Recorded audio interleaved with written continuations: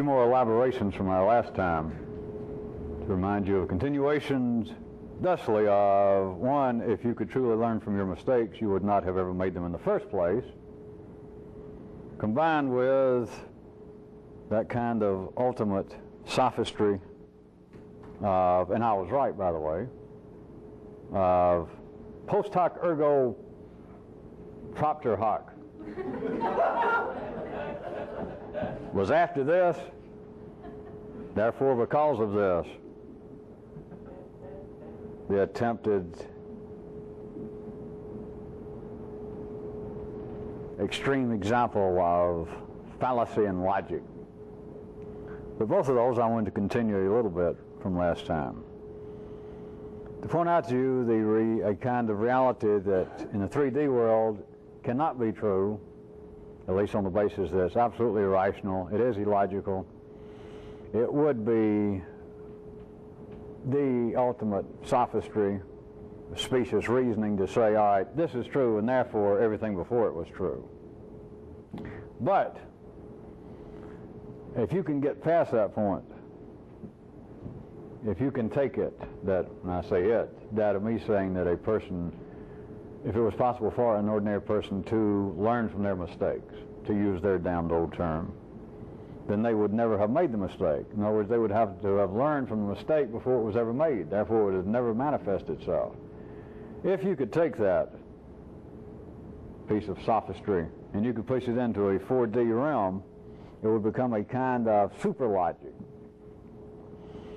That is, it would be a kind of revolutionary data.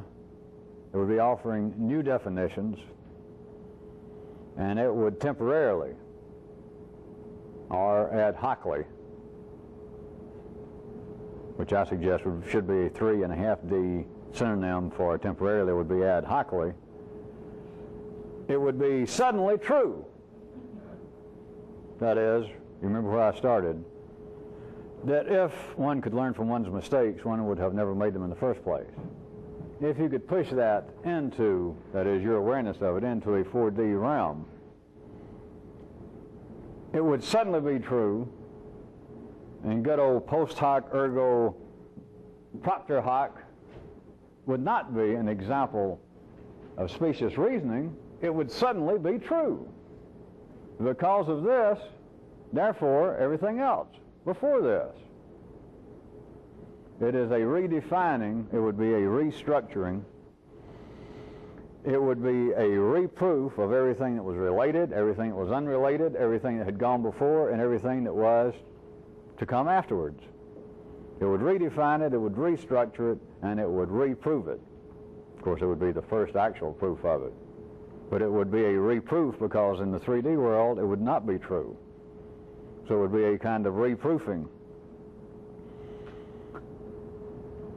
What I mean by newly true would redefine what has apparently happened, to take it to a personal level, in your 3D life. Now, I have said such things verbally as forget the past, in a sense it doesn't exist, or if it does exist, you're going to have to let go of it and do this, that it's irrelevant, it can't be changed, and to hell with it. All right, now that's true. It's impossible to change the past, but I could point out to you that only 3D stuff is impossible here. That is, in the 3D world. That's the only stuff that's impossible. It's 3D stuff, or technically 3D stuff, or 3D damn stuff. But it's the 3D stuff alone that's impossible. So to say that it's impossible to change the past, that's only true here. Now let me point out to you one of the purposes of me going back and picking up some of this, and that is that the past, the 3D past, is not inalterable. And I'm going to make up an example. I'm going to give you an example that could have happened. And I'm going to make it apparently an example based upon a relationship between you and someone else. It could have been between, for a few of you that are sharp enough, clean enough, fast enough, this could be true between you and blood kin. But that is potentially very sticky, and so I'll leave that to any of you who think you're fast enough to plug in a blood kin. For everyone else, let's say it's between you and just another person in life with whom you felt the closest. Forget about any relationship in here, but just in life, just ordinary people. Let's say it could have been a man or a woman. And let us say that one time after college, that you two went in business together, and that you were the best of friends. You were as close as two people could be without being blood kin. And in this business arrangement, you began to steal from the business, from your partner. Your partner, this best friend of yours, dies. But those last few years before this person died, you were stealing from them. You had what you thought was some good reason to start with, some pressing matter. And now the person died, and as far as you can tell, it's just obvious they never had any suspicion that you would do that to them. And since then, you have occasion daily, at least, to think of this person. And every time you do, you now suffer over what you did to that person, that they trusted you unconditionally, and you stole from them, and they never knew it. And now it's too late, and you suffer over it. Suffer a suffering that is as real as anything can be in the 3D world. You truly suffer over it every time you think about it. And this is going to go on several years, and then you discover, without any doubt, then you discover that your partner had been involved in an affair with your husband or wife, and you never had the least suspicion. All you've got to do is fall within the main channel of life. All you got to do is fall within the heart of the bell curve with the ordinary people, and I guarantee you that almost that fast, as soon as you hear it, the so-called guilt, the suffering you felt about stealing from that person, it's adios. It is gone. Now, I'm not here, as you know, to play with words, but that is a fact. That something that seemed as real, that there without any doubt, now that your partner and best friend is dead, there's no way that you could explain, excuse, rationalize what you did. You were a thief to your best friend, to someone who trusted you implicitly. You did something that you have told yourself many, many times since their demise, that you would give up almost anything if you were able to go back and undo the past, undo what you did to them. And then one day, within a matter of what would it take, let's say 90 seconds even, that someone tells you, perhaps a little conversation between you and this source, but within 90 seconds, sound waves go from one person, or perhaps part of the light spectrum. Perhaps they've got photographs, and they show you. Molecules bounce about in your ears, in your eyes, and within 90 seconds, you are thoroughly convinced, without any doubt, that your best friend, your dead partner, cheated you in another way. And the suffering, the pain, the guilt that you truly felt within 90 seconds is gone, never to return. You're free from it. The past has been specifically altered. Now, that happens in life. But as always, ordinary people do not learn anything from it. They're not supposed to. But it is, in a sense, verging on the miraculous, because the past has been changed, and nobody ever notices it.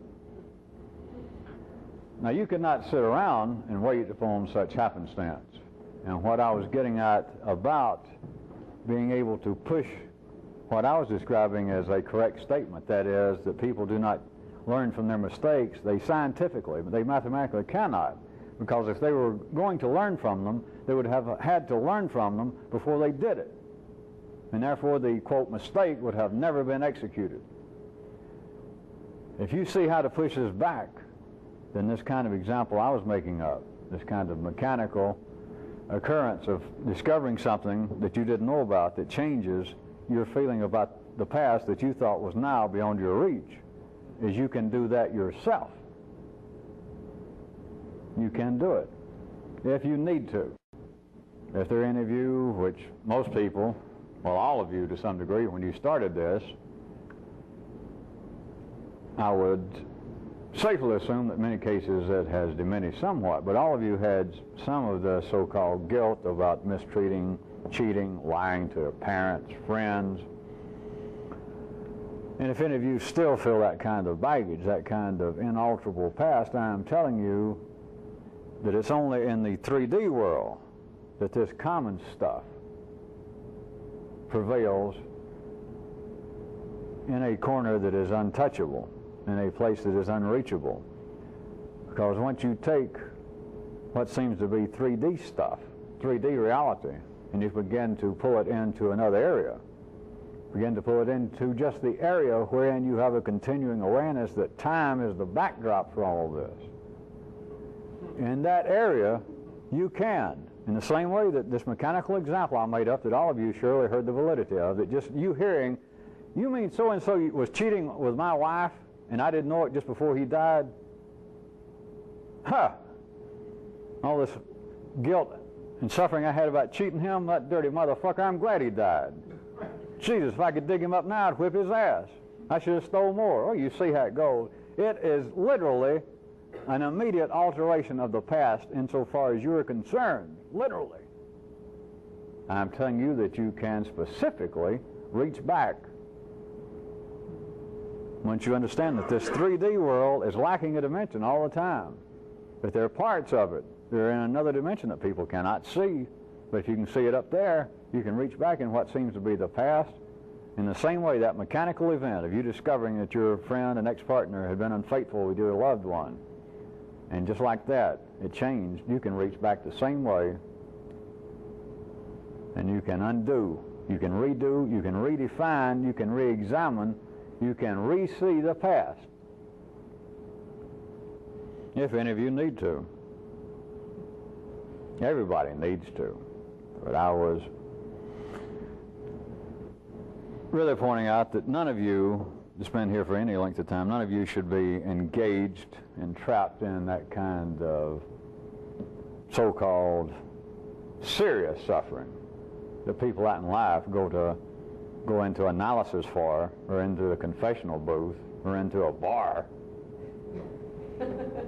All of you by now should be beyond that acute stage.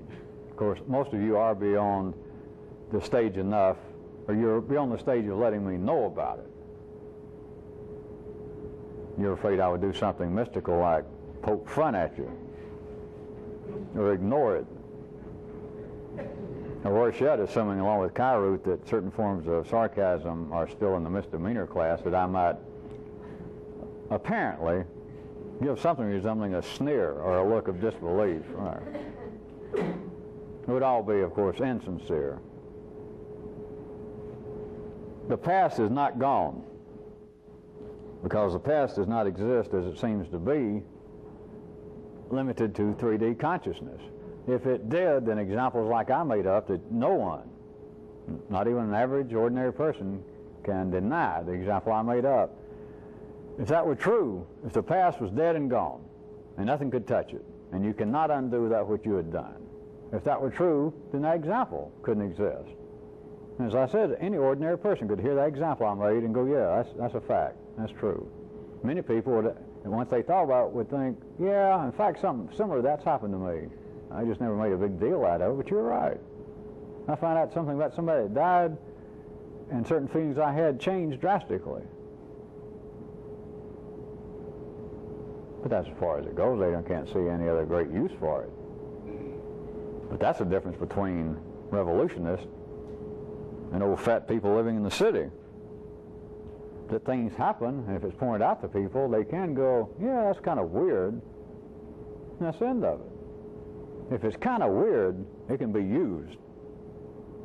If it's kind of weird, that's the exact kind of data that a would-be revolutionist should be looking for.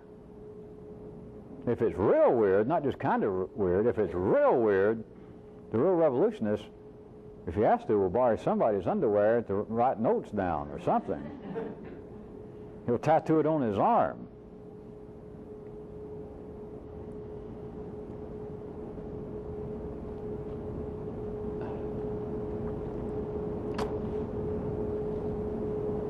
Next paragraph. Next weird data.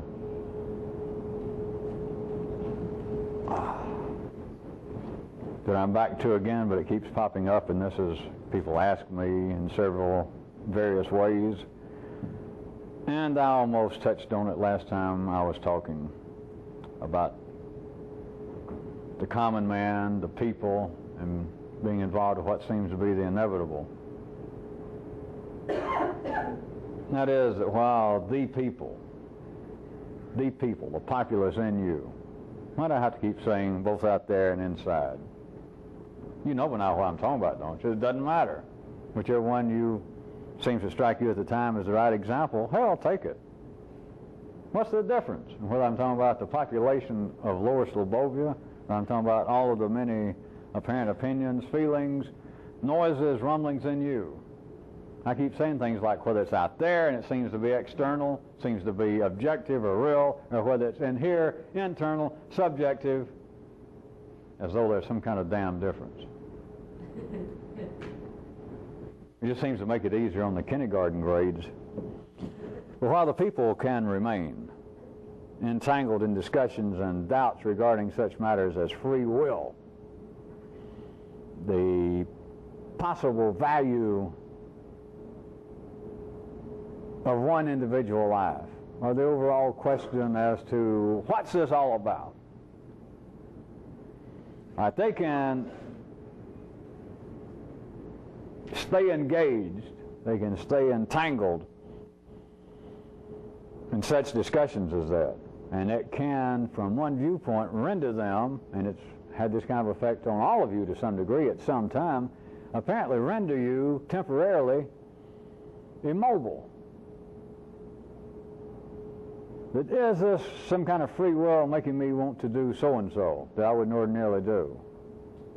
But then the kind of forces that would make me ordinarily do this, how far removed can they be from the kind of forces that now tell me not to do that? Where is there any area to really talk about free will? Or what use is one man's struggle? What could be the purpose in all of the one man's struggles going on? The real revolutionist, faced with all this, faced with the kinds of apparent serious questions, if not apparent boundaries and limitations I was mentioning last week, of where does our desire to change come from? Where does the desire to be a, quote, real revolutionist arise? Why is it any different from somebody saying, I sure would like to be a world-class drunk?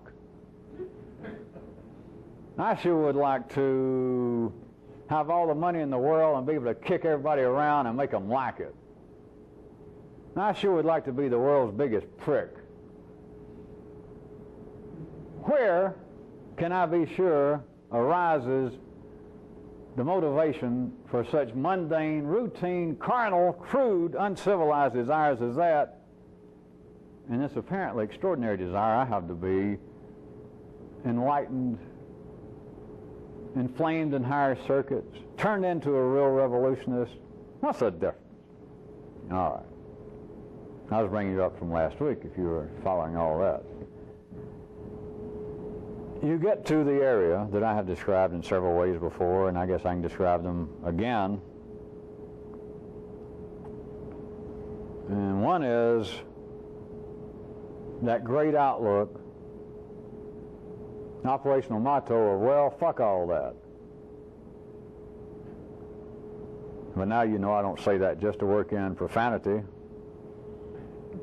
But it's just, well, fuck all that. The variation being, to hell with the inevitable.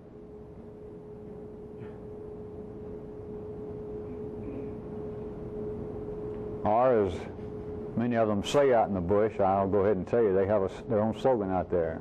And it goes, a revolutionist has got to do what a revolutionist has got to do.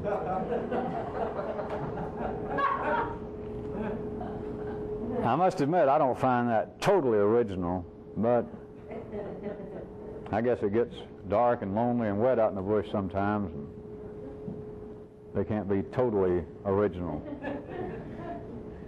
The thing is this, or one of the things, is that all of you seem to be a fount or a medium for messages that come through in questions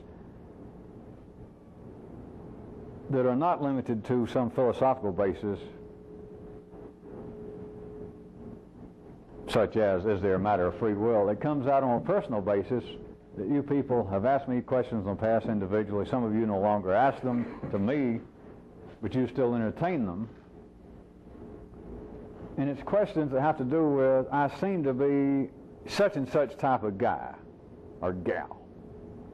And no matter how I try to affect my behavior in this way, I seem to be drawn back to it and I can't really change it. And then when I seem to make some kind of extraordinary effort to change it, even temporarily, it seems to have this kind of adverse effect on other people that I love, care for, cherish, involved with.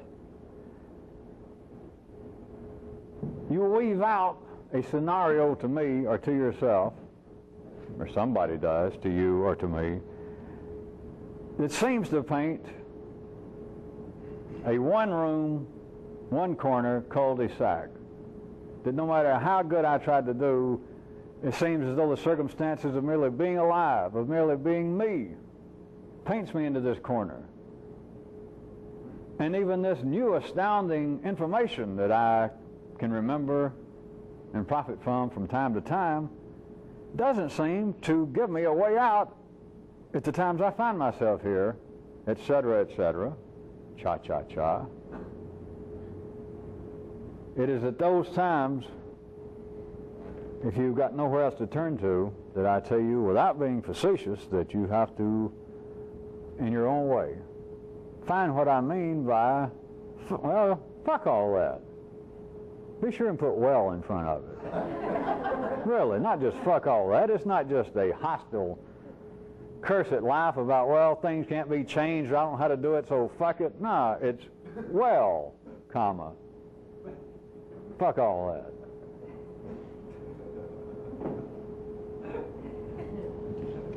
That doing my best right now, or doing my best after the fact, doing my best apparently before the fact arises again, that I'm trying to describe to you, to me, to myself. That I keep getting in this one or several situations over and over, and even though I can apparently describe to me what should be done, I cannot do it. Be that, my dear, as it may, it has to be, well, fuck all that. That it seems to be no way out, then remember the variation. To hell with the inevitable. Only the common people cry about what commonly happens. Only the common people cry about that which seems to be inevitable. They continue to dream as life makes them through their religions, through their mythology, through their own imagination, their own partnership imagination of miracles. Miracles being an attempt to escape the inevitable. There is no escape from the inevitable. But the real revolutionist has to go ahead and operate on the basis of to hell with the inevitable,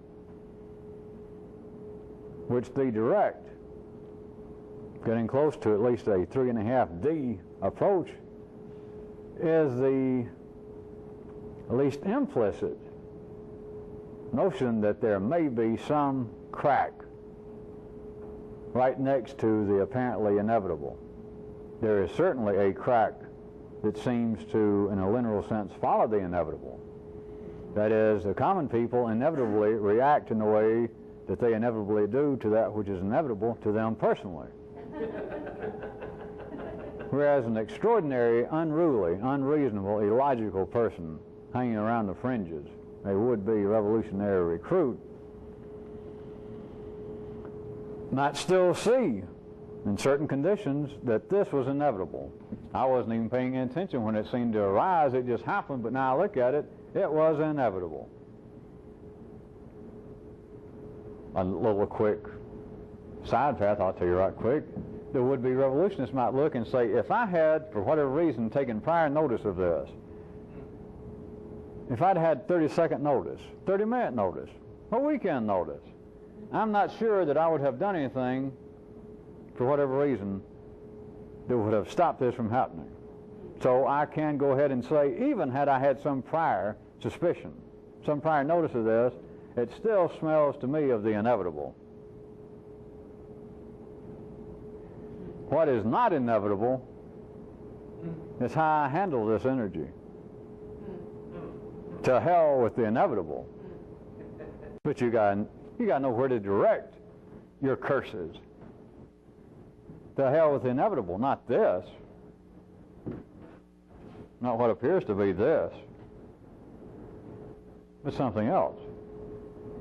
It's not simply, well, fuck all that. That's the wrong place. Anybody can do that. Many common people, continually, apparently look at their circumstance of life and say, well, fuck that. To hell with that. That's nothing revolutionary. Revolutionary is to say, well, fuck all that. But you got to know what you're doing. It's not fuck all that.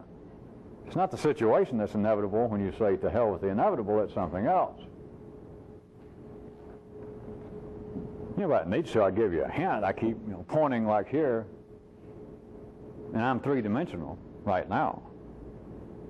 So at least I give you a hint that the points are in the WD. Not 40. The wrong direction.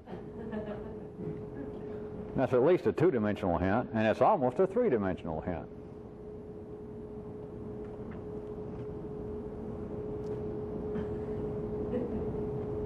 If you're not a revolutionary, remember my little make-believe world of the state of you, and in that state being the ruling powers, being the people living in the city, then the revolutionists,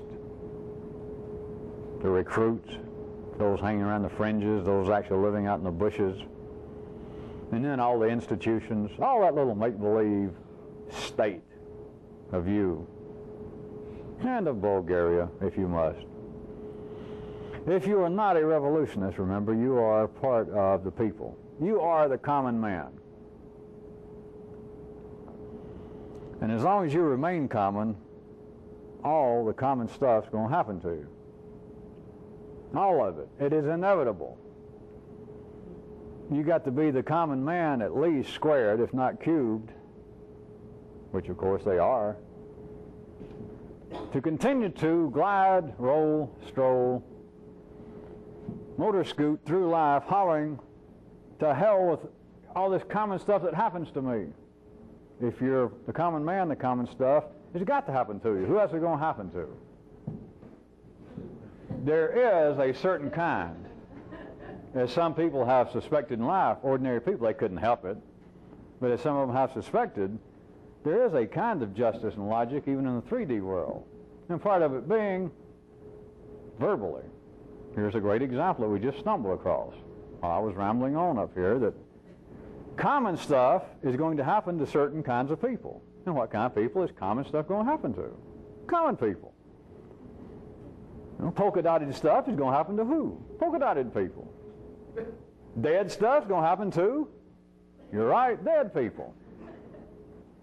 It's just as common as the you-know-what on your you-know-where.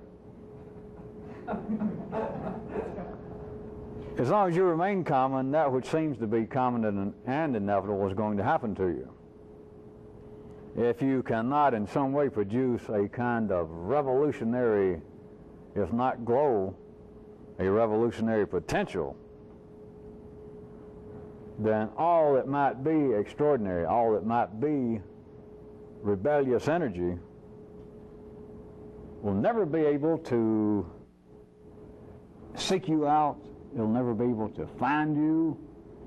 It'll never be able to fondle you and even abuse you.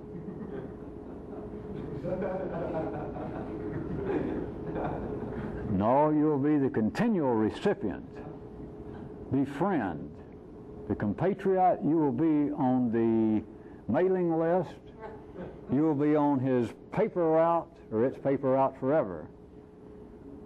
That is the common stuff. You may whine, you may cry, you may pray, you may chant, you may curse. The commonness of life, the dumbness. But there is a kind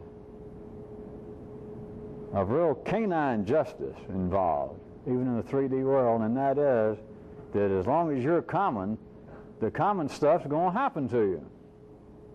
Who else is it going to happen to?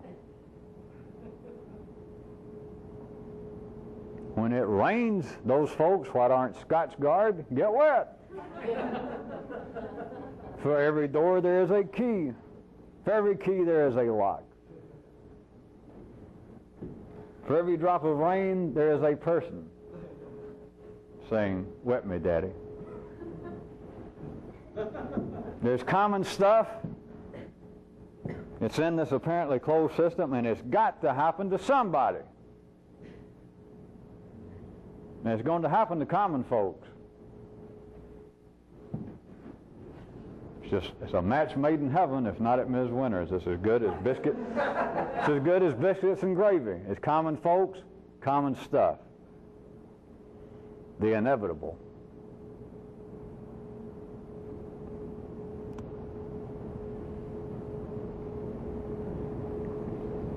Since we're still operating tonight, I'm taking Kyroots' lead and still assuming, perhaps foolishly so, that they have not turned certain forms of 3D sarcasm into a felony. Let me ask you to drift back in your minds and imagination throughout your life of going around to places that advertise mystical groups meeting. Occult folks, welcome here. Swamis, gurus, priests, everybody will be here. I hope we're not getting close enough to step on our own toes, are we? But can you think back to ever going to these places? Did you ever go into them, now that I pointed out, and you look around?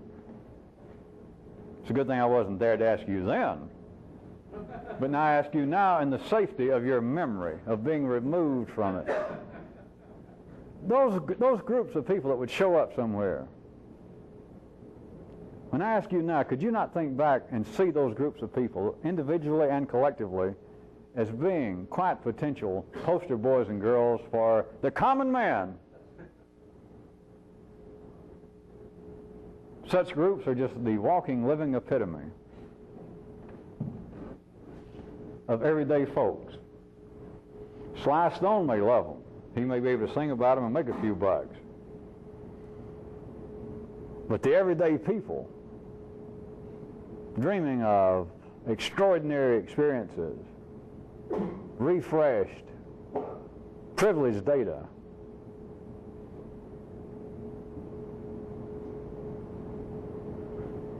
is a dreaming of unfulfillment. It is 2 and 2 that will never equal 4.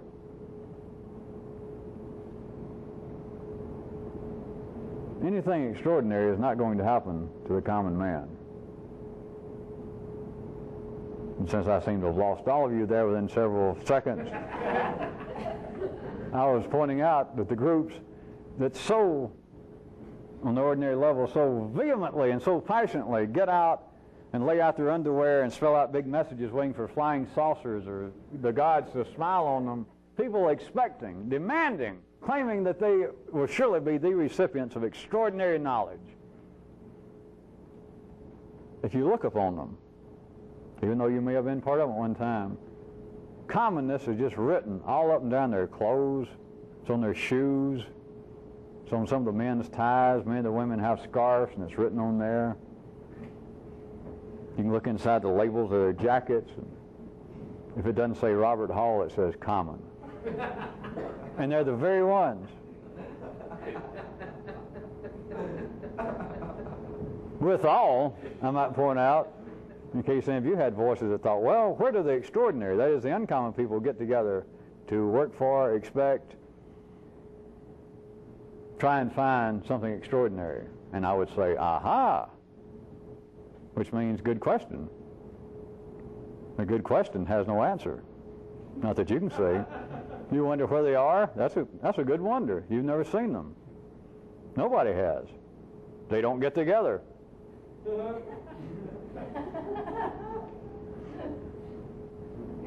Of course, I guess some of you might suspect or ask yourself the musical question, are there enough to get together?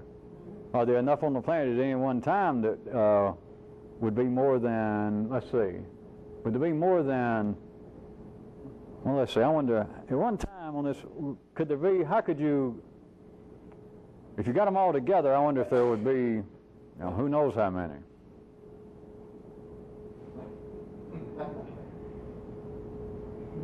At the risk, again, of stepping on even our own toes, I might point out that one of the great hobbies of common people is what? To get together. Get together. We'll get together later. We'll have a meeting. We'll have a family reunion. We'll have a spiritual get-together. We'll have a social get-together. We'll get together and have a political action group. I don't know. We'll get together and decide what we're going to do with ourselves later. But by God, let's at least get together. There are at times, though, close to the city limit signs, voices you can hear. Kyroots mentioned that he thought he had heard, or he made believe that he had heard a kind of slurpy voice coming from a ditch near one of those signs. It had to do not with people living in the suburbs, but like the fringe burgs. And I'll tell you what, when you live out in the fringe burgs, you don't have neighborhood watch committees. You don't even have neighborhoods.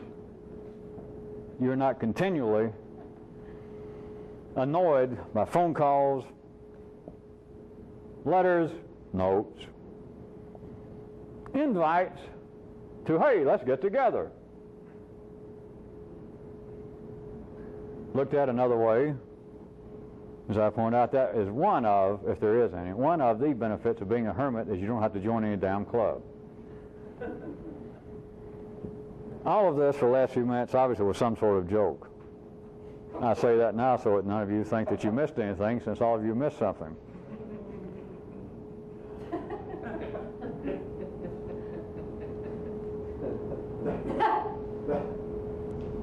Let's try something completely different.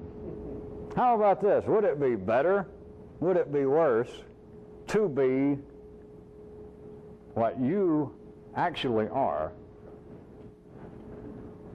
or what you apparently pretend to be?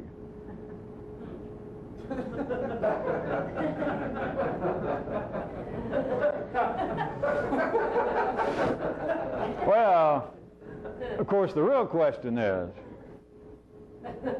or another real question is, in this 3D world, do two such possibilities actually exist? Now, everyone believes they do, even if you've never said the words. All you got to do is hear it, read it. But in some form, all of you, at the ordinary level, all of humanity accepts the fact that people, yourselves included, themselves included, have two possibilities going on. That is, of you being what you pretend to be, you and everybody else. Or, by God, what you, quote, actually are.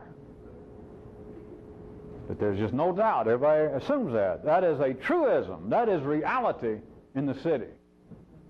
The people accept the fact that everybody, probably from the king on down to me, it just seems to be part of human nature that we all can either just go ahead and be at any given time more what we are pretending to be, or perhaps we could be more, since it is there, that which we actually are. I ask you again, are you sure that in the 3D world those two possibilities exist? Next question. Next serious question. Up to what might life be again? By making man believe that there are two such areas, potentials, possibilities within him. What can be the operational purpose for this? Of course, you notice like a greased trailway bus, I went past the first part. And I ask you, would it be better or worse, assuming there is these two possibilities in everybody, that all right, at any given time, there are two things in me going on. There's that which throughout the years, through whatever process, there's that which I pretend to be. And then there's that which I am.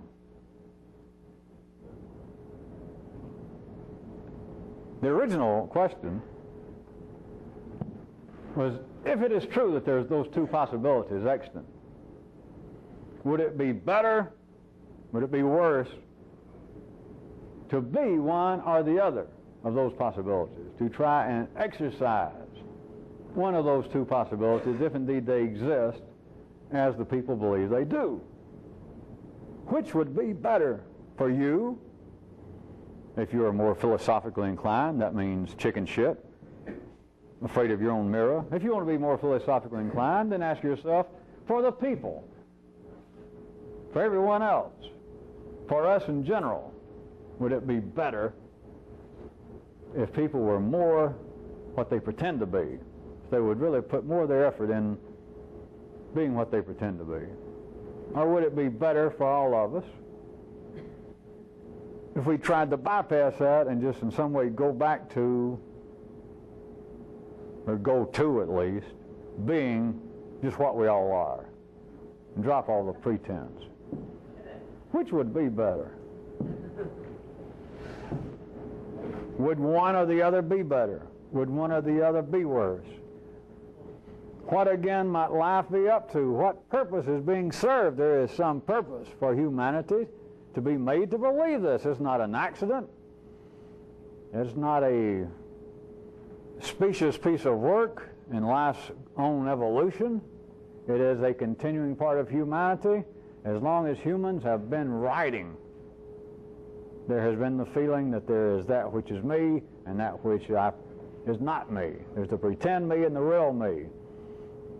Just find the earliest smidgens, by anybody's account, of Western or Eastern literature. What were they writing about? All the little pieces left, all the little maxims, aphorisms, observations of my fellow man, as soon as the Greeks began to write and apparently become philosophical or intelligent, which is simultaneously with learning how to write, in a sense. They began to note already, they began to be social damn critics. Or they, in other cases, apparently become reflective, trying to comment upon their own apparent internal condition. And they all have to do with this apparent binary possibility that there is that in me and everybody else, which is what we all actually are individually. And then there's that which they and me pretend to be. And it has been a non-stop commentary, even into fiction, not just non-fiction, but commentaries from then on based upon this. And it's everyday assumptions of the people that this is true. There's that which I pretend to be, but then there's that which I actually am.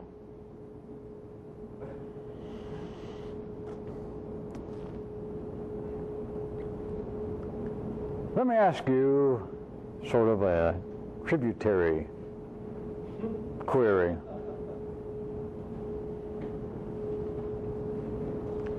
Could you see the possibility, that is a profitable possibility, of course, of looking upon the area I'm referring to as the pretend you is arising primarily from the yellow circuit area?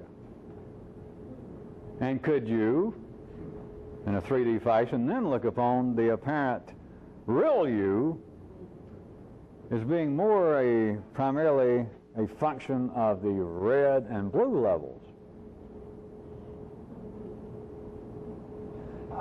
That's almost interesting, isn't it?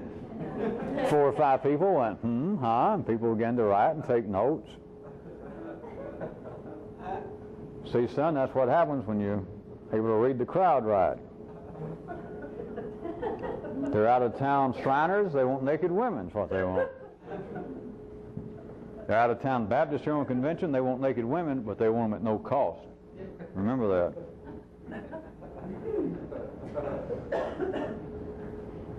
the Shriners and the IBM salesmen will spend a few bucks, but the Baptists won't get in town without breaking and leave without breaking the 10 Commandments or a $10 bill.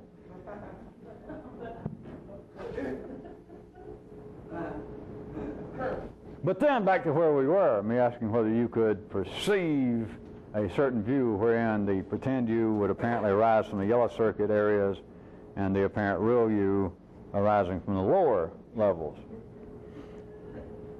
Then I feel it incumbent upon me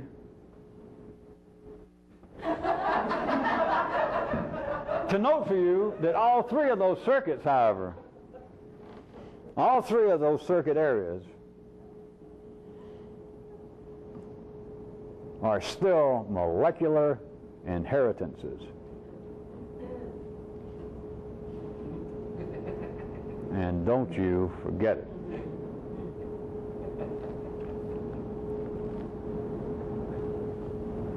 Before we stop to turn the tape, let me tie this to the tail end of one little creature from last week again.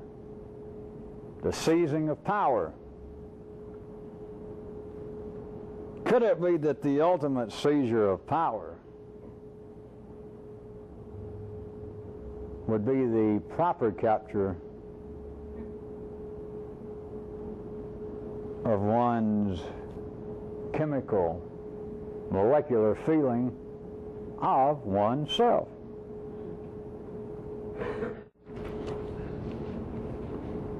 Now for something entirely different on the other side of the tape, around the bend. That is that real revolutionary growth, real change, if you insist,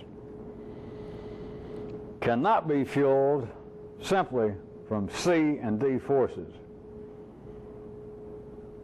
E has got to be burned.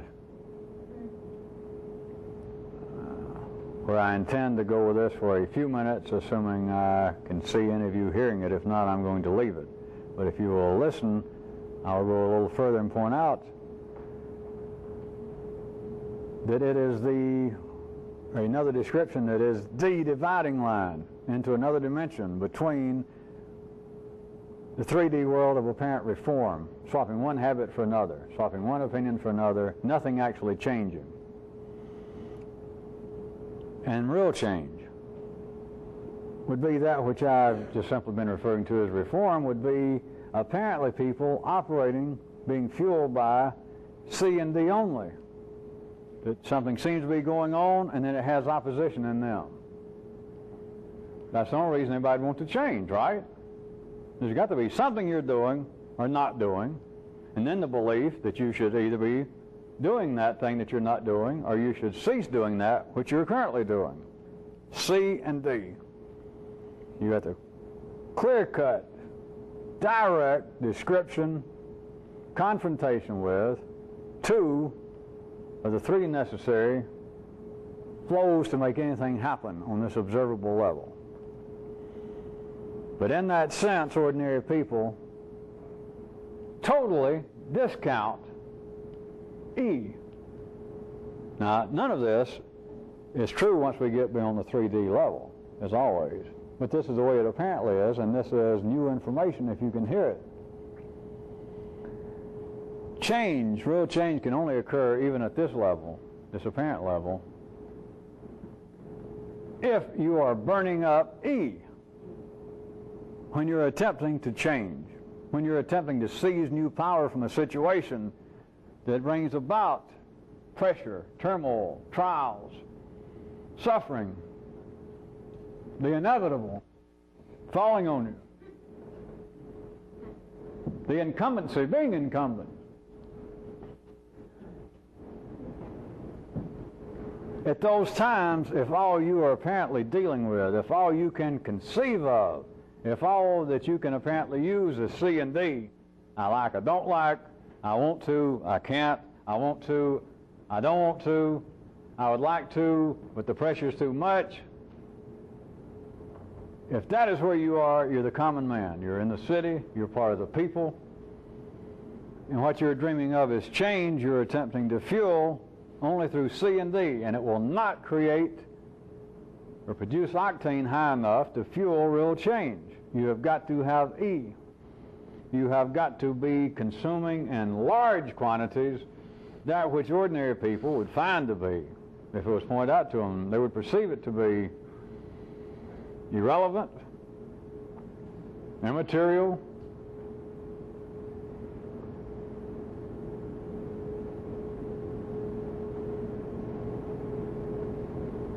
the real revolutionist has got to consume and feed on his or her own irrelevant. And it gets eaten up, it gets burned up as quickly as his C and D at that apparent juncture, at that apparent time, as much as what he likes and doesn't like. That feeling he has, I want to change, and the feeling of resistance. You should know by now how quickly that is burned up. Sometimes it's burned up almost as fast as you can think about it.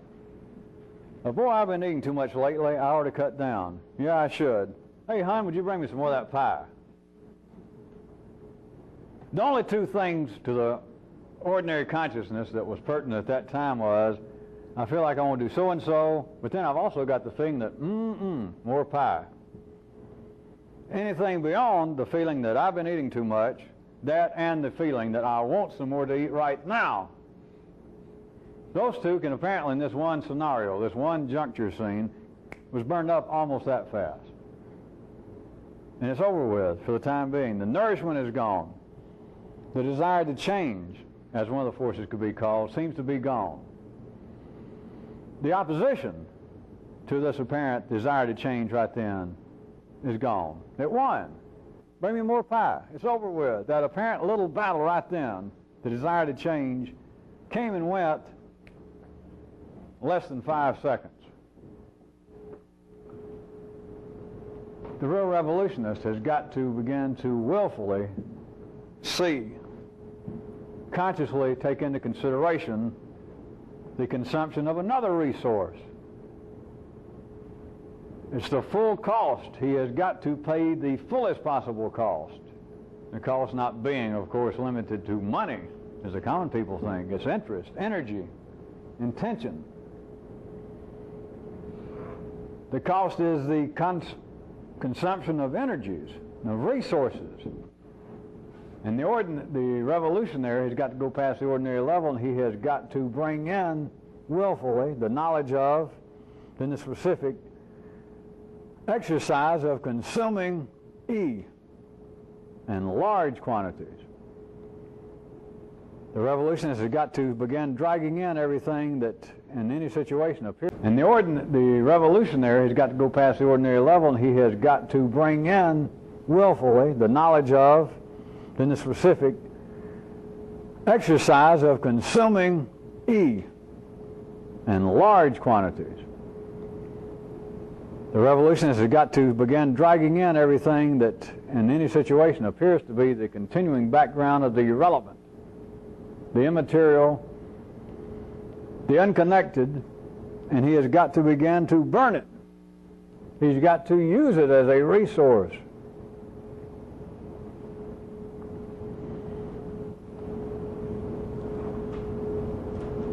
At the ordinary level, you and everyone else perceive themselves to be subsisting solely on C and D. And therefore they continually feel as though every situation, every person, every idea, every feeling is being almost instantaneously drained of all nourishment. Hence the worldwide popularity and power of that great God, Maui, and the little baby god of Wee-Wee. Edit that out.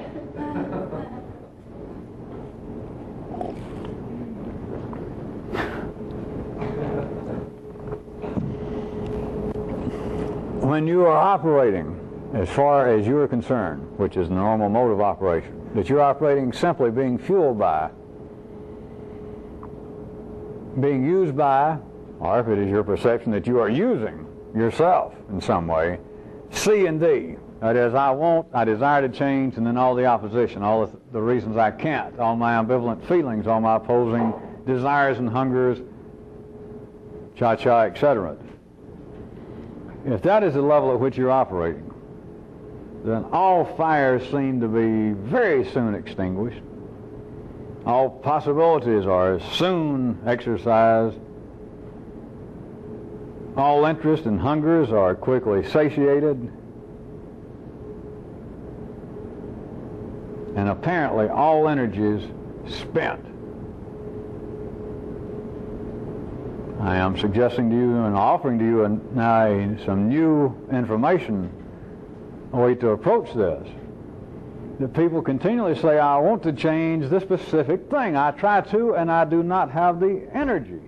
I do not have the wherewithal. I swear to you, I sit and I say, I've got to stop doing so-and-so, and I mean it as seriously as I can be. And 5 minutes later, the situation arises, and I cannot do it.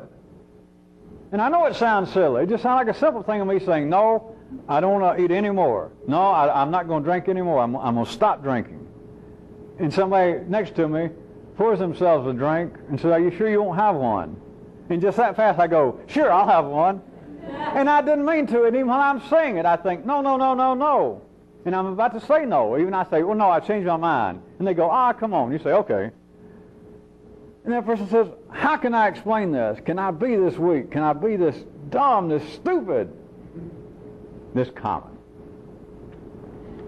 I am giving you, not just theoretically, not just verbally, new data, but I'm giving you something that you can use.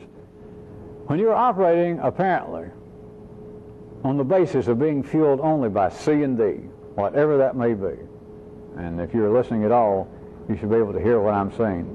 Any desire to change something, and then whatever seems to be the resistance. Whatever, from whenceever it seems to cometh. Doesn't matter. That's C and D. As long as that is the sole basis that is fueling any attempt you make to change, what I described to you, that very quickly, almost instantaneously, it seems as though all the fires, all the desire to change is extinguished, just almost as soon as it's thought of. It's as though all possibilities are almost instantaneously exercised. They're done for. It's as though you, if nothing else, that you ran through this little yellow circuit computer about all the things I could do. I could tell them, no, I can't drink because I'm on medication. It'll make me sick. I'll tell them, no, I can't drink because I'm already hungover. I'll tell them I can't drink because I got to go to a funeral later. It's like all the possibilities are just, they run about that fast, and they say, come on, have one. You say, oh, okay. And it's as though all hunger, all desire, all interest to do something new, it's satiated. It's like I've addressed the problem. I thought about it, or I even spoke it, and in some way it's taken care of for the time being. That they said, come on, have a drink with us. It's 5 o'clock, and you went, no, I've been drinking too much. And they say, come on. You say, okay. The addressing, apparently, of the problem that you once, when they first said, hey, you ready to have a drink? It's quitting time. You said, none for me. I've been drinking too much. They say, come on. You say, okay. It's as though there was a passing finality. There was some use. There was something accomplished right then that you addressed the problem. You enumerated. You said, hey, guys, I've been drinking too much. And maybe one or two went, like they agreed. And here we're talking about a matter of less than 5 seconds. Hey, guys, I've been drinking too much. Come on. Okay. That for the time being, that the so-called problem, the desire to change, was wrapped up, that the problem was addressed, it was spoken, it was verbalized, and it can be done silently, apparently within you. The people talking, you talking to yourself, or somebody talking to you. And that's over. That's what I mean, that the hunger, the desire, the interest is almost immediately satiated. Now, I've been drinking too much. Yeah, I guess we all do, but come on. Okay. It's done for. And finally, it seems as though on this basis, that when you're just burning C and D, that almost immediately, continually, all energies are spent. And you and everyone else says, God, I'm helpless. I cannot believe that I'm this weak at my age, that I can decide and tell myself over and over at night, as I'm laying there in bed, trying to get my brain to go to sleep with all this alcohol, and I tell myself I can't do this, it's ruining my life. I've lost everything, I'm about to lose what little I got left, and there's one thing as far as I'm concerned, it's damn drinking. And I'm simply going to stop. Jesus, I can do that. And sure enough, tomorrow at 5, you tell, listen guys, I got to stop. And they all say, well, hell, we should all cut down. Yeah. But come on, you can have one. Okay. I can't believe I don't have enough energy to do anything. To change, you have got to consume. You have got to start burning E. Burning C and D won't do it. It never has done it. Just look. Look at everybody else. Burning C and D is the fuel that keeps a binary engine running, a two-piston engine, back and forth, back and forth, back and forth. There is more to the engine going on, of course. You have another dimension that ordinary consciousness cannot see. But all that's available to ordinary consciousness is a two-cylinder engine.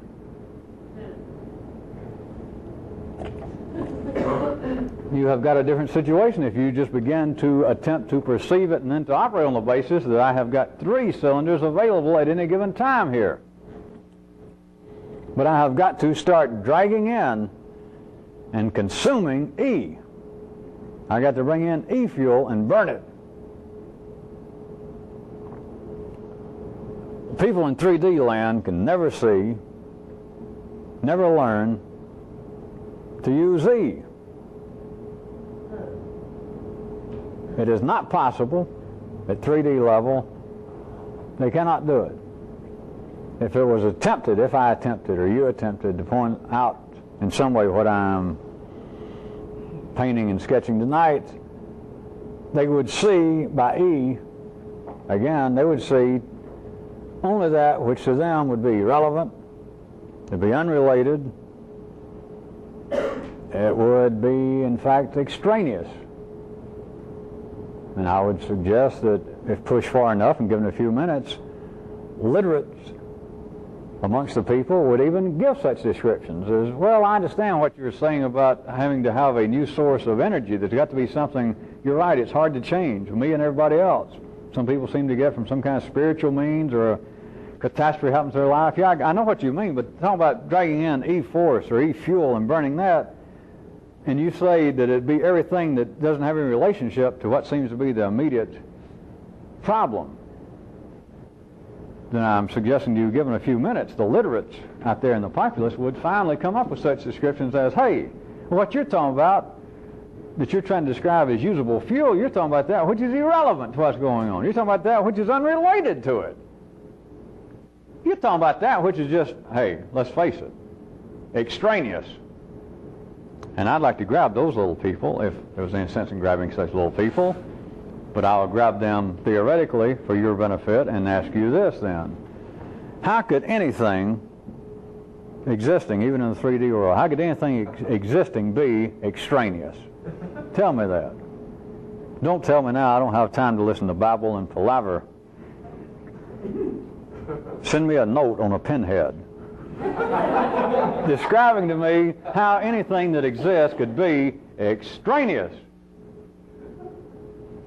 Of course, if you're of a 3D mind, you can do it. And so if you send me such an explanation, be sure I don't recognize your handwriting or you put a return address, or else you're going to be a fish wrapper. You'll be yesterday's news.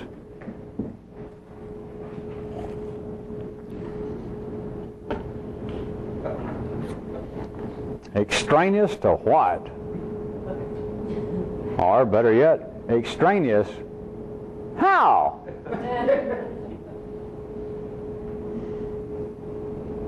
Let me put it to you this way. If there's any validity to that, I'll still tell you this. Out in the bushes, you've got to use everything.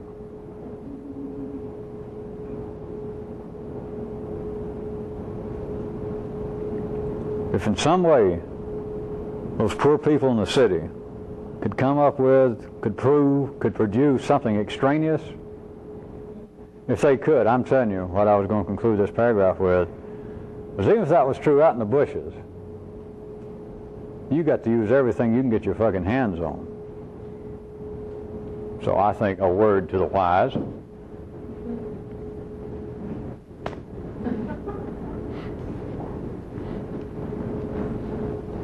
started to say I've always wanted to do that, to look in the camera and go, a word to the wise, but I haven't. I started to say that I've always wanted to do that, but I haven't. Well, not always. There have been times throughout the day that there were other things I wanted to do, like go to the bat. Well, just trying to be sure that we stay on an honest, even keel here with one another.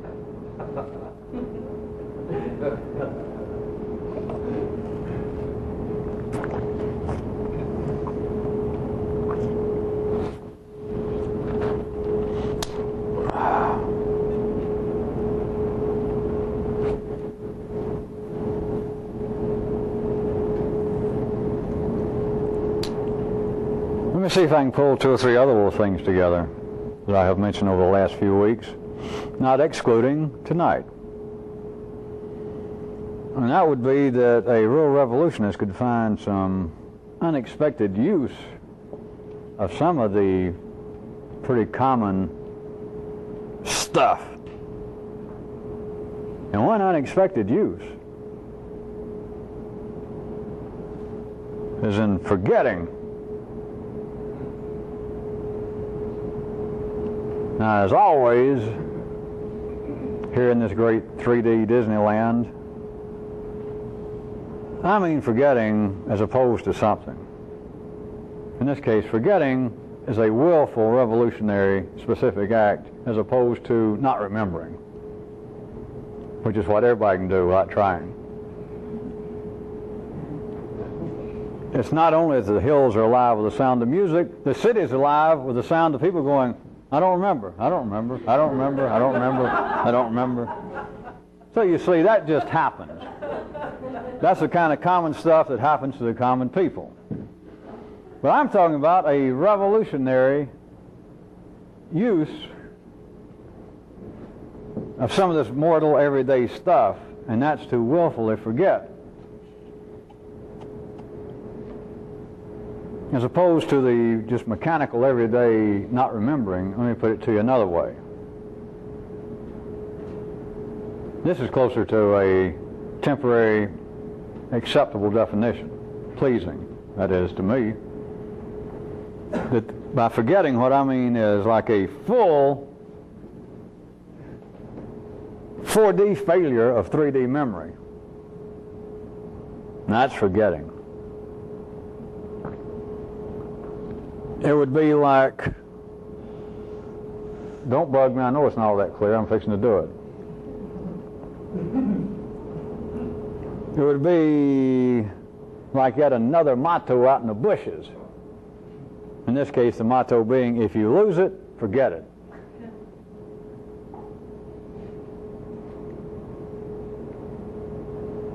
Those of you still taking this as being some sort of act. Act? You can look at it as being a, what do you call it, that thing, an external, out there in the bushes, staying on the move, being in a certain amount of danger and in uncomfortable positions. You got to understand. If you lose something, forget it. You don't have time, things are not arranged in such a way for you to start going back and hollering, hey, I lost my can opener. I lost a little locket that had a picture of Captain Video. I lost my Hopalong Cassidy decoder ring. You can't tell that in the midst of a revolution that somebody's going to say, well, hey, everybody, stop. Everybody stop what you're doing. We got to go back and help Hubert find his Captain Video decoder ring. No, Hopalong Cassidy decoder, or whatever. If you lose it, forget it. But now for those of you that are really not standing under the inevitable,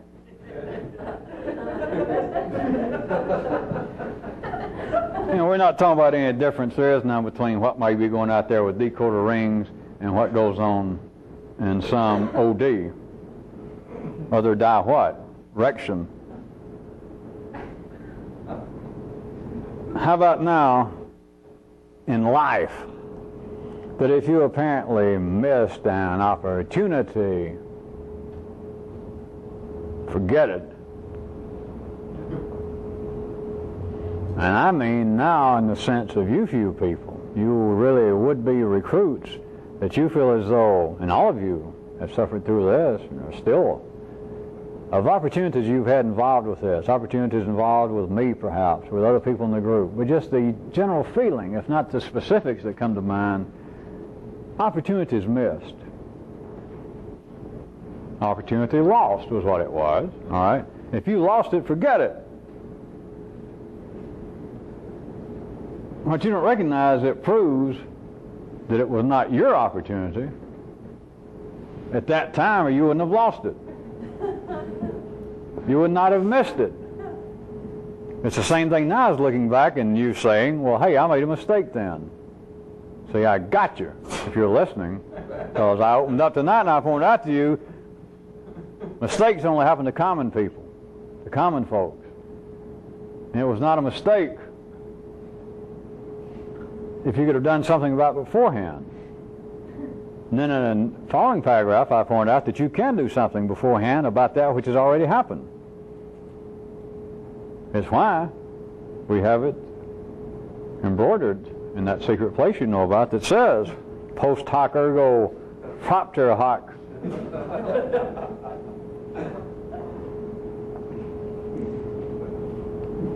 If you missed the opportunity, it was not your opportunity.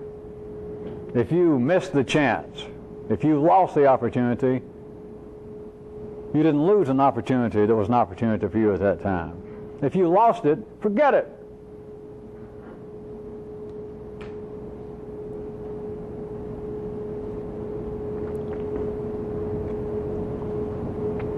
What it amounts to, until you can do otherwise, is you have got to forget. Remember, I'm meaning something by forget. The full 4D breakdown, the full 4D collapse of 3D memory.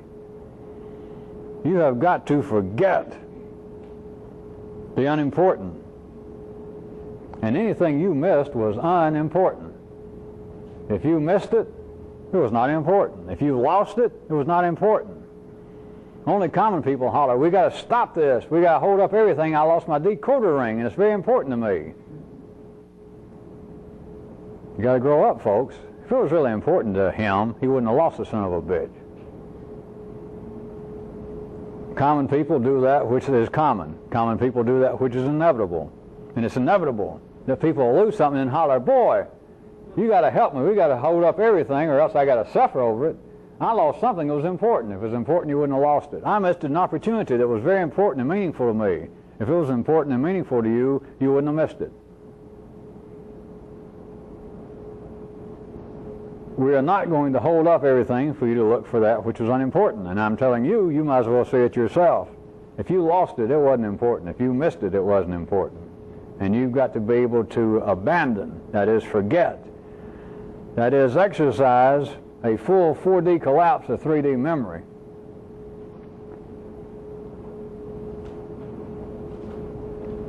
Or if you want a temporary, newly true motto to wrap up this one with, why don't I just be blunt? Why not? All 3D stuff is unimportant. It takes a real 3D boy or girl genius to get a grasp on that, doesn't it? That which you missed, and now for the good stuff, that which you got. The opportunities that escaped you, but the opportunities that of which you seem to avail yourself. We got a couple of seconds. Think back right quick. All the opportunities, not that you missed, I say, are unimportant. A few people, even in the city, might go, yeah, you're probably right philosophically. And I say, if you lost it, it wasn't important to you. And somebody might go, yeah, but how about this? If you didn't lose it, if you kept it, it was unimportant. Now think about it. You got a few seconds. Think about everything you've kept. How about all the opportunities that you did not miss, but that you grasped? Think right quick. In fact, can you even think of any? Well, assuming you can if you try real hard. Boy, aren't they important. Whoopee. You know, stand back. Don't let it hit you. I shouldn't leave on even a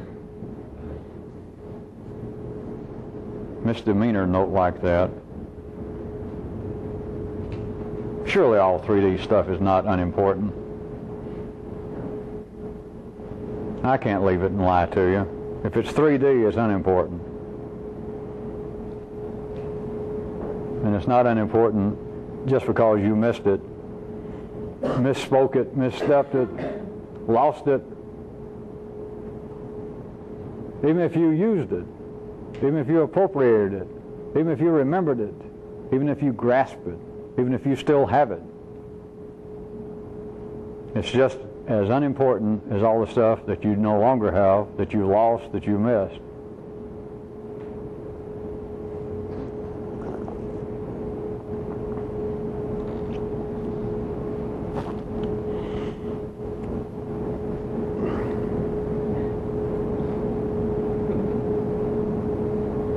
Next page. The real revolutionist knows that only the strong can keep a secret.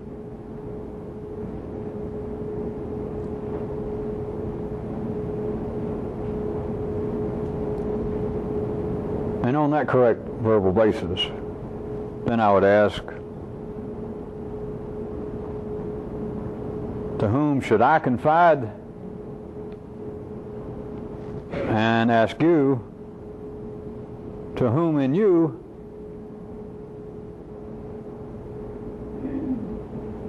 can you tell? That is a secret. Remember, we're talking about.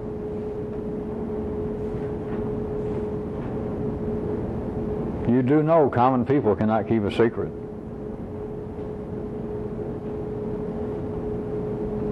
It takes an uncommonly strong kind of person, a revolutionist in fact, but a strong person in a particular way to be able to keep a secret. So who, the would-be revolutionist part of you, in whom would it confide? If it knew a secret, if it even suspected a secret, to whom, speaking of the state of you, in whom would you confide? To whom would you convey the secret? With whom would you even profitably discuss it, even mention it? Reminding you again of the fact that only the strong can keep a secret.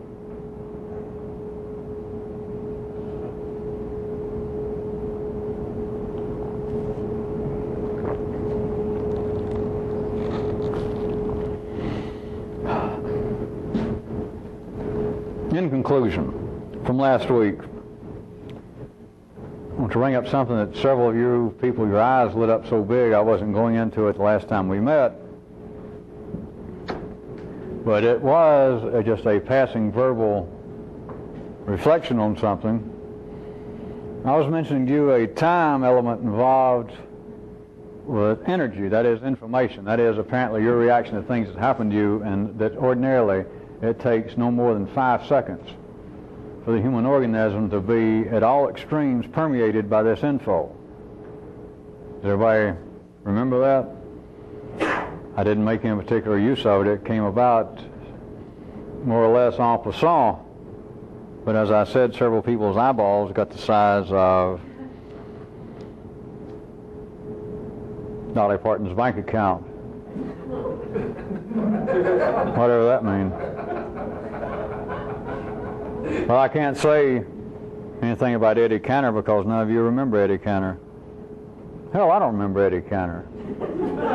Who the hell is Eddie Cantor? Let me be a little specific. You can use this because this is, rather than me just saying it's a fact, all of you should use this. I wasn't going to give it as a task, but I'm going to tell you something that is not known, but is something that you can use for a specific measurement, and like everything else that has some practical value in this activity, is connected to other possibilities I'm not even going into. But what I was describing is it taking 5 seconds. Now listen quick, I'm just going to go through this real crudely. I'm going to be a little more specific since some of you can use it, and you use it yourself, test it, and you're going to see immediately something. And in some of you, immediately it should trigger something else in you chemically. Under ordinary conditions, ordinary people, within a maximum time of 5 seconds, have taken whatever seems to be the primary source of energy flowing through them. That is, something happens. Let's take my grand old eternal example. The ordinary person standing on a corner waiting for a light, car goes by, and out of the window somebody looks right at the person standing there, makes an obscene gesture, hollers, "Fuck you, fatso." And the ordinary person has some ordinary reaction, whatever they're wired to be, of, well, damn it, fuck you too. And the body moves in a certain way, and apparently they're saying things to themselves. Do this all yourself at the ordinary level. If you weren't doing anything extraordinary, what would happen to you? You would feel a certain way. Or you might be wired up that you'd look off, and you're afraid, well, those kind of rowdy people, they might come back, and you might start looking for a phone or a place to hide. That somebody like that, they might come back and actually start physical trouble, whatever it is. In a maximum period of time of 5 human seconds, all of the information that seems to be involved with the primary occurrence at that time, the primary center of your consciousness, what seems to be the important occurrence in your life right then, of the curse, the obscene gesture, your apparent reaction to all this, within 5 seconds, that energy that seems to be tied to that occurrence will spread out and will reach all the necessary areas of you, the human organism, physically, we're speaking about, which is the only thing there is, to the furthest extreme of your little nerve endings, within 5 seconds maximum. It's there.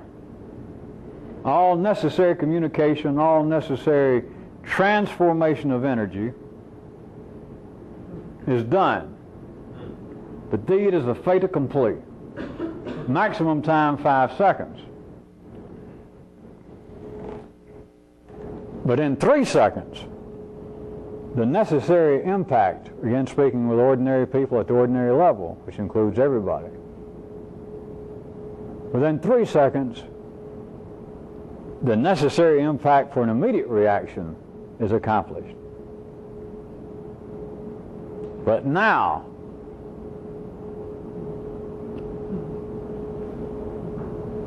here is the useful part. Is I'm not now referring to ordinary people. I'm talking to you. You have maximum time. Maximum time. I offer everybody, it's not just a task, go check it. You've got a maximum time of 1 second to stop the flow, the expansion of energy from what seems to be an event, that which has the central hold on your consciousness. My example of the person going by, hollering and cursing at you, and then you're apparent uncontrollable. You're mechanical. You're ordinary. Molecular, chemical, ultimately chemical/electrical response to all this. You've got less than a second to stop it. If 1 second goes by and you have not, maximum, 1 second goes by and you have not stopped it, you cannot control it. You can have no effect on it. It then becomes, at the very least, a permanent trace element in your memory. It is a reinforcing chemical piece again of your nervous system. It has the continual effect of keeping your blood chemistry just as it is. Your yellow circuit is getting fed just the same nutrients that it normally gets fed. to stop. If you recall a few weeks ago, some of you seemed to get something out of it when I said what you're attempting to do. Another way to describe what I've been attempting to sketch for you is you're attempting to stop the chemical, the basic molecular chemical reaction of most, was a fair description of the kind of examples I make up, such as the truck going by hollering, "To hell with you, fatso." And as the people used to say, your blood begins to boil. Chemically, you react as you should react, whether it is to get angry in return or to get fearful that they may come back and hurt me. Whatever it is, let's say you get angry. At any rate, the chemical response is there. It's there. If it was Buddha, if it was Moses, if it was Jesus, Muhammad, anybody, there would be some response. If there's a thing there alive and somebody goes by, they respond to life. You have got to respond to life. That is what the so-called emotions are for. That's what the red and blue circuit's for. Of course, that's what the yellow circuit's for. But the very lowest level, the nonverbal level, the circuits are arranged for you to get mad or for you to be fearful. The very things that religions apparently condemn, the very things that so-called mystical organizations and theories condemn, those very things keep those would-be mystics alive. But the few people, what I was doing was reminding you of my description of stopping that which is chemical from becoming electrified, of becoming the electric. That is, of actually getting to the furthest extreme in your yellow circuit, that which you felt becomes that which you feel, and then becomes that which you think. The thought is you, the feeling is you.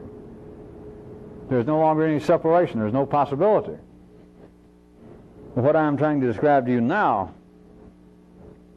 is that you have literally 1 second to stop this. And you can use this information. It sounds like I'm just giving you a time frame, but I am telling you, those of you that are perceptive know to go ahead, that when I say something like this, it's for some purpose. It's not a task, it's not some observation, it's not merely chit-chat.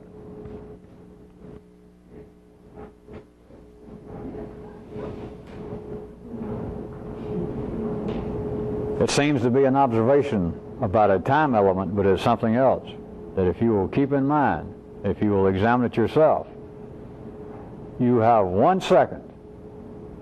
And if you have not in some way stopped, interfered with that which seems to be flowing through you, the immediate reaction, you doesn't have to be, of course, a truck and a curse. You read, so-and-so happened today.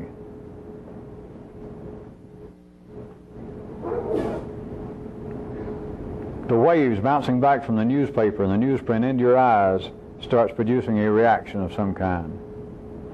So-and-so today said such and such. You have less than 1 second to stop that, or it's too late. That what your system is wired up, what it reacts to and what it says in response, what it feels and then what it says to itself in response to what you just read, what you just heard, what you just observed. If you do not stop it within 1 second, it's too late. It has now become part of your permanent, continuing, mechanical, molecular, hardwired system that is the very thing that you're struggling against. You've got 1 second max. One more time before I stop the public part, I'm telling you that this is not simply a curious observation or new scientific, time-oriented knowledge. This is to be used. You've got 1 second maximum to stop what is going on with you at any given time, or it is too late. It is literally too late.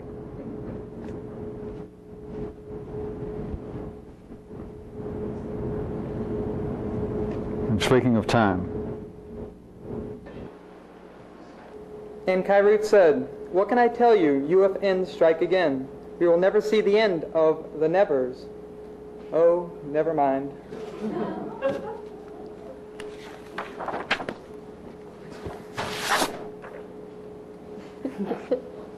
Never believe for a single silly minute that you're going to remember something just because you looked it up.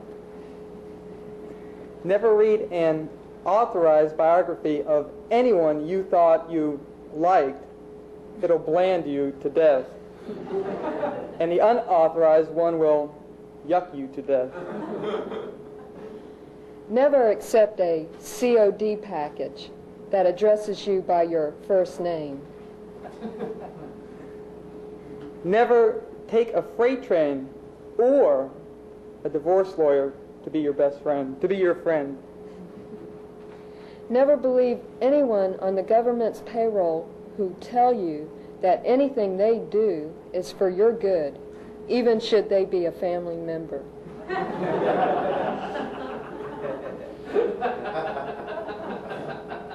Never forget, things that look fishy are fishy. Never operate on the blind assumption that money-saving coupons will actually save you any money.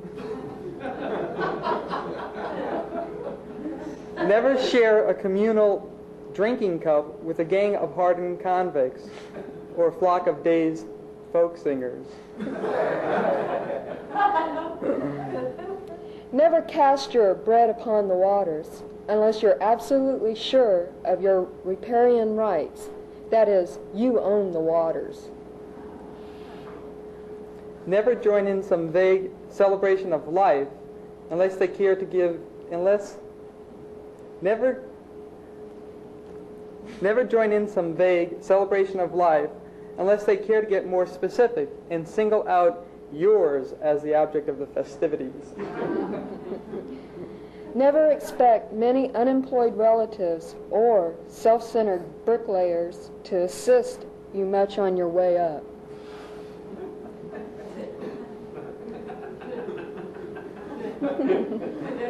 Never point an accusing finger at anyone extremely large or hairy, or who looks like they might actually be guilty. Just forget it.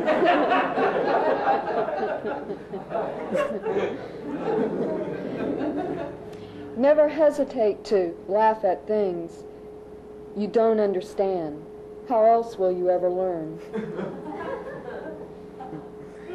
Never bother to draw your own conclusions when you can just as easily use someone else's.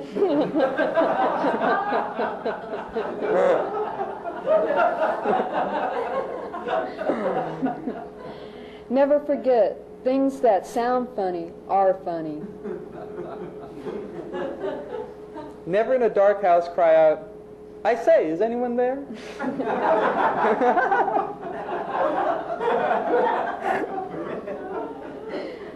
Never pay their first price, and even then refuse to pay their second or third. Never expect a liberal trade-in policy with a sexual surrogate.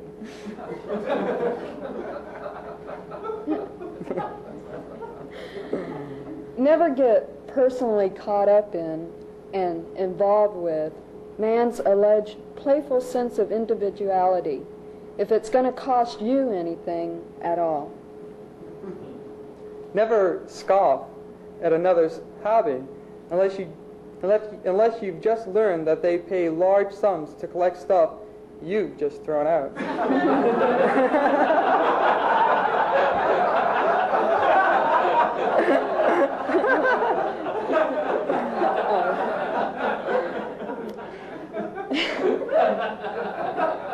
Never grin and bear it unless you're the MC at a Flashers convention.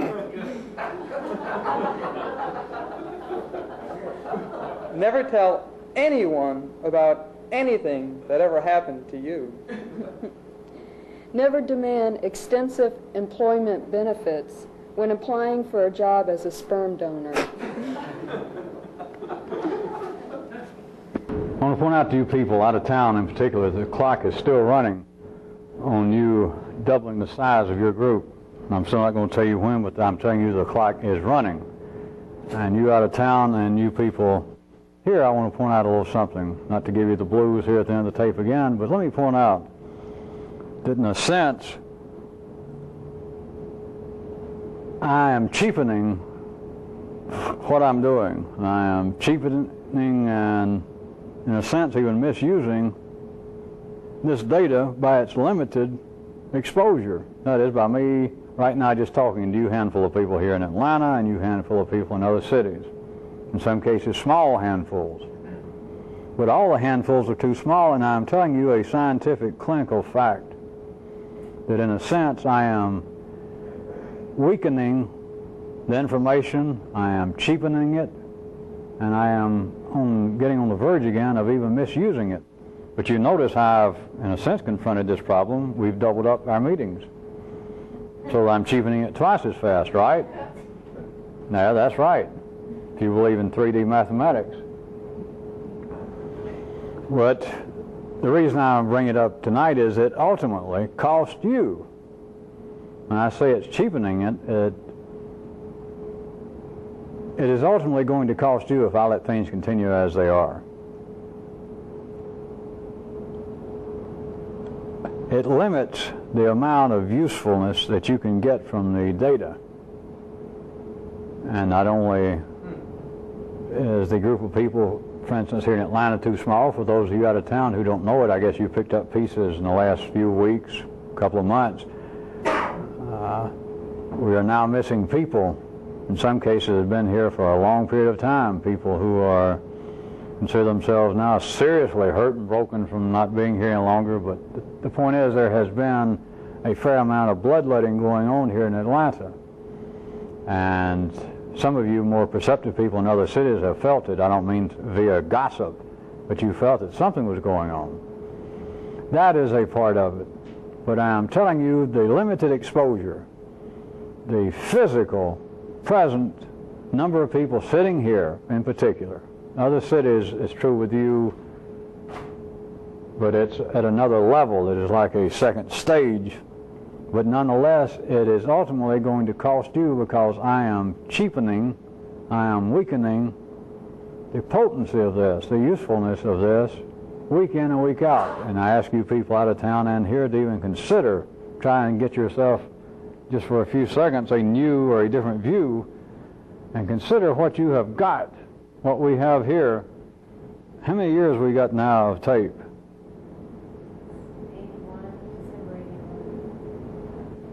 That's a lot of help. Now you got to make me count it. How many years have we got? 6 times 52. So we have well over 300 tapes of an hour and a half of this that only a handful of people on this planet have heard, a handful of people in this country. Let's leave it right there for the time being. And as I pointed out to you, not even bothering with any 3D concept of humility, because it's not simply me, I am pointing out that here you have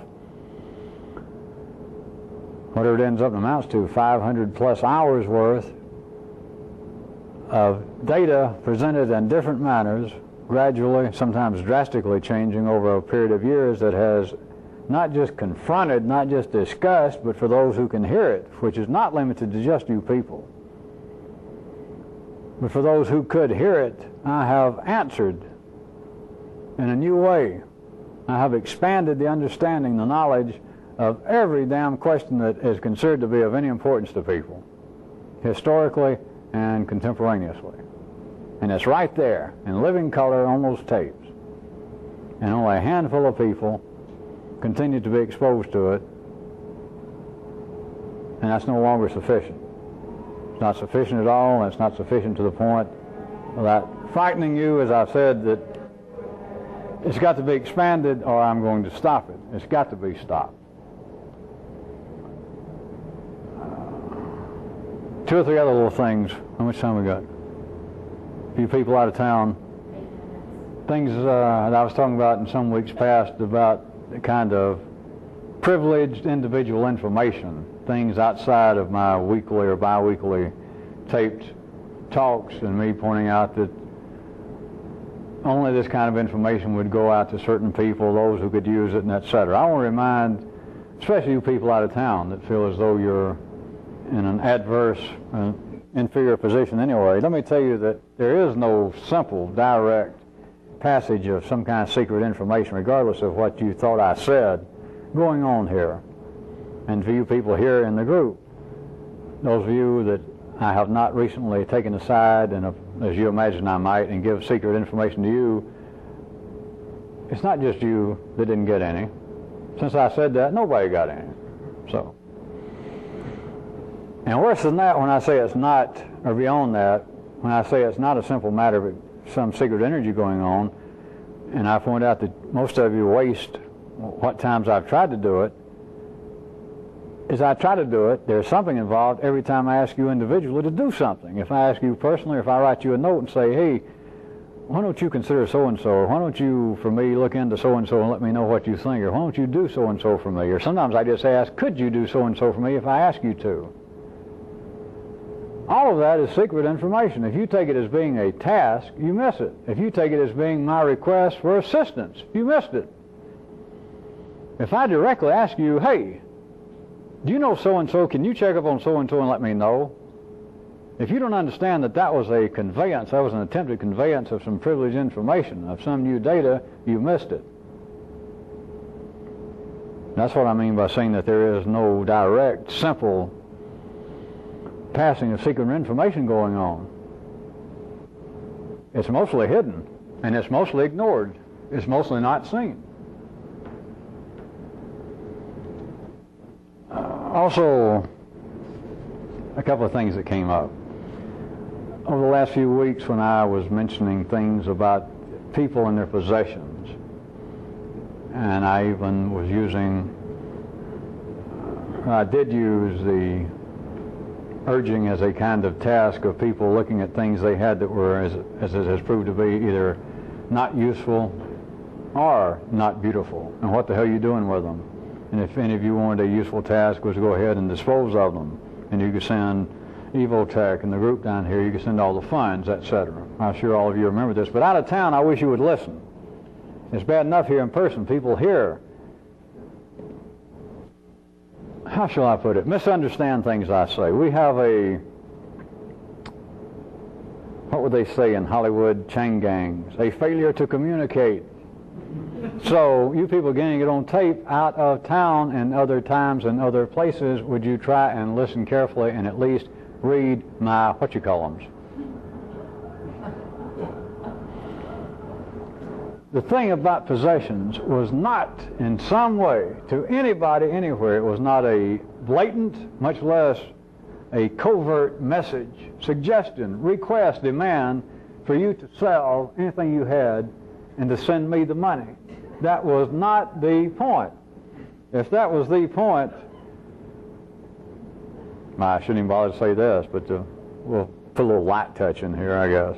If that was the point, surely you wouldn't you assume by now that I mentioned it, if that was the point, wouldn't I just say it outright? Wouldn't I say, boy, sell everything you got and send me the money. You know, you got until Thursday night, I better get it. That was not the point. So I want to remind you people, no one is obligated in any way to sell anything you own. This is not a test of sacrifice. It is not some test to see if you will give me your firstborn. It is not a plea for funds or money. It is not a test of your ability to sacrifice. It is not an attack on possessions. Any of you that have possessions that you really enjoy, I could not be more delighted. I would not have you dispose of for any purpose, much less an imagined purpose to please me. To dispose of anything you have that you enjoy, your keyboards, your books, your records, your clothes, your wigs, your custom-made trusses, whatever it is. No, that was not the point. I want to absolutely disabuse any of you of any belief that your possession should be disposed of and that I should be the recipient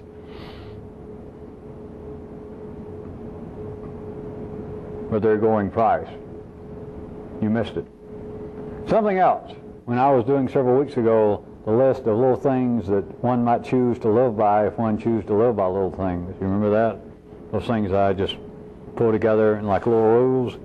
And one of them was about if you felt like giving somebody a hug, do so without a second thought. And it seems as though from several responses I heard, suspected, and got pieces of, that maybe several people thought that that was an allegorical statement, like, well, fuck was what I also meant by hug. That, well, hey, just fuck anybody you want to and don't give it a second thought. There was not a secret message. I said hug and I meant hug. I did not mean fuck. If I had wanted to say fuck, I would have said fuck. I meant hug.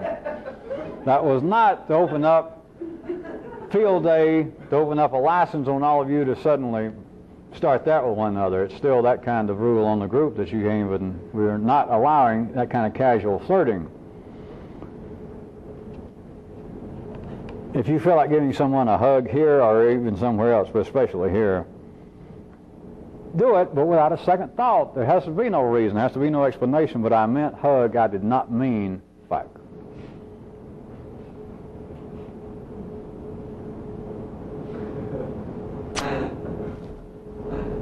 How much time? We got 2 minutes and counting. We got 1 minute and 58, 1 minute and 57.